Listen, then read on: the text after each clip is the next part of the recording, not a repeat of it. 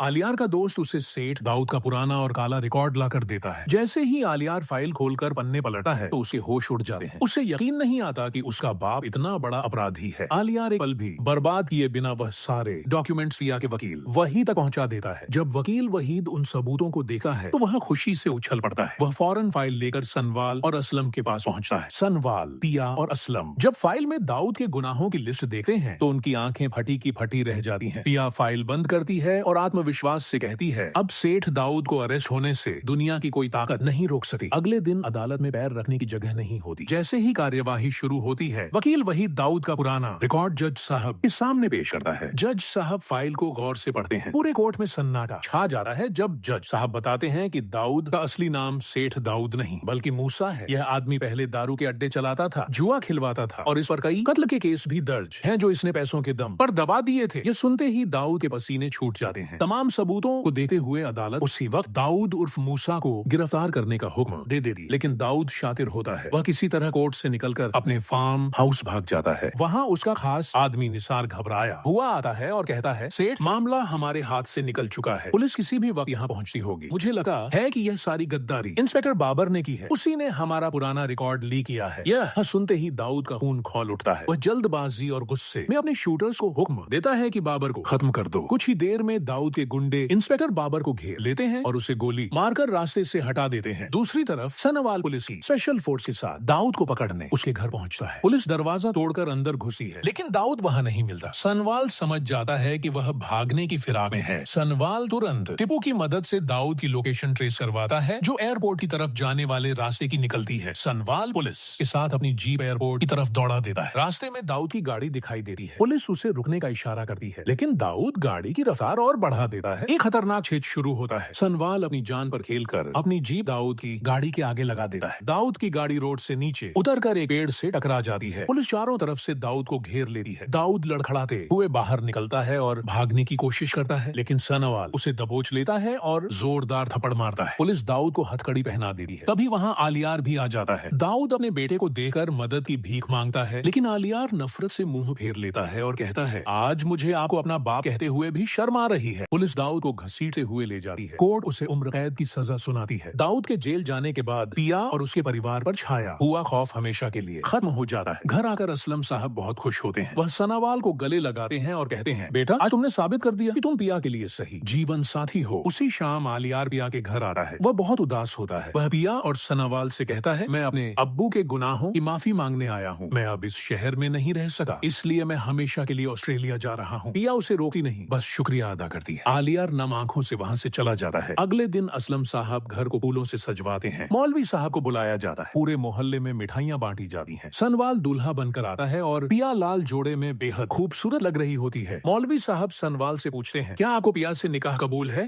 सनवाल पिया की आंखों में देखा है और दिल से कहता है, कबूल है। फिर पिया भी कबूल है कह देती है। निकाह के बाद सनवाल पिया को अपने घर लेकर आता है। कमरे को मोमबत्तियों और गुलाब के फूलों से सजाया गया होता है। सनवाल पिया के पास बैठता है और अपनी जेब से एक डिब्बी निकालता है। उसमें एक बेशकीमती डायमंड की अंगूठी होती है। वह पिया को अंगूठी पहनाते हुए वादा करता है कि वह मरते दम तक उसका साथ निभाएगा। पिया की आंखों में खुशी के आंसू आ जाते हैं। अगली सुबह सनवाल और पिया असलम साहब के पास जाते हैं। असलम साहब दोनों को दुआएं देते हैं। तभी सस्सी का फोन आता है। वह भी अपनी नई जिंदगी की शुरुआत की खुशखबरी देती है।